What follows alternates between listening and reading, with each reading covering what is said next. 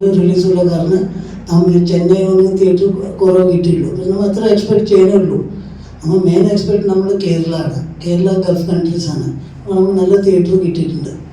ഈ 3-ാം തീയതി റിലീസ് മാറ്റുന്ന കാരണം 3-ാം തീയതി 8-9 പടം റിലീസുള്ള കാരണം നമ്മൾ റിലീസ് മാറ്റി വെച്ചാണ്. 3-ാം തീയതി നമുക്ക് തിയേറ്റർ ഉണ്ടായി.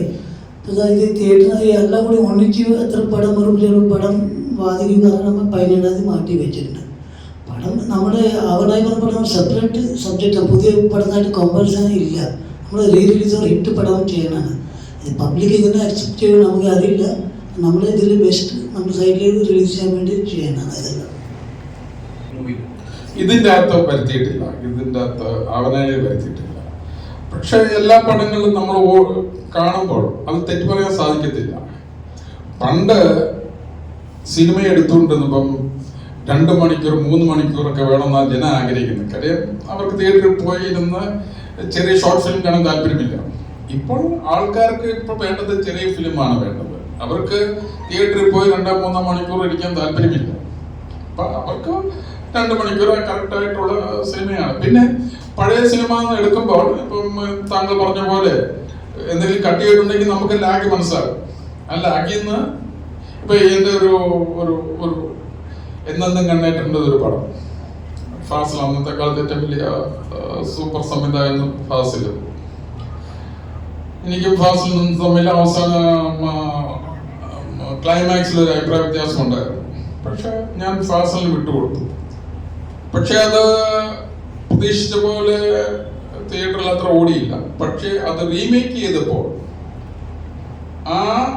അതിന്റെ ഡ്രോബാക്ക് ക്ലൈമാക്സ് മാറ്റിയെടുത്തു. അങ്ങനെ വർഷം 16 തമിഴ്നാട്ടിലെ ഏറ്റവും one of the super hit പടമായി മാറി. അതാണ് സിനിമ. നമ്മൾ കാണുമ്പോഴേ അതിന്റെ ഡ്രോബാക്ക് മനസ്സിലാകത്തുള്ളൂ. അതുകൊണ്ട് അത് തെറ്റാന്ന് പറയുന്നില്ല. ചില പാട്ടുകൾ മാറ്റാം, ചില പാട്ടുകൾ കൂട്ടാം. ചില പല സിനിമകളും ഞാൻ മനസ്സിലാക്കുന്ന ഇപ്പോഴും ഉണ്ട്. പല പാട്ടുകൾ എടുത്തിട്ട് പാട്ടുകൾ ഇൻക്ലൂഡ് ചെയ്യാൻ സാധിക്കുന്നില്ല, അതിന്റെ ദാരിദ്ര്യം കാരണം.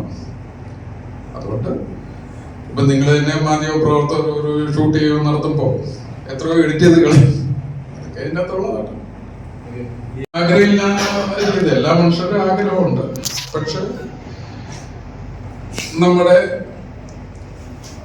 പഴയകാല സിനിമാ പ്രവർത്തന നിലയിൽ മാറി നിൽക്കുന്നതാണ് നല്ലത്.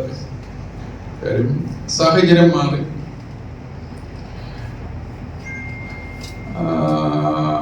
ഇപ്പം മമ്മൂട്ടിക്കൊക്കെ എടുക്കണമെങ്കിൽ മമ്മൂട്ടിക്കൊക്കെ അതിൻ്റെതായ ശക്തമായ കഥാപാത്രങ്ങളിൽ മമ്മൂട്ടിയെ മോഹൻലാലിന്റെ പടങ്ങളൊന്നും ഓടത്തില്ല.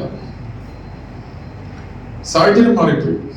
അതുകൊണ്ട് ആഗ്രഹമില്ല, അത് ചിന്തിക്കുന്നേ ഉള്ളൂ. പക്ഷെ അറിയില്ല.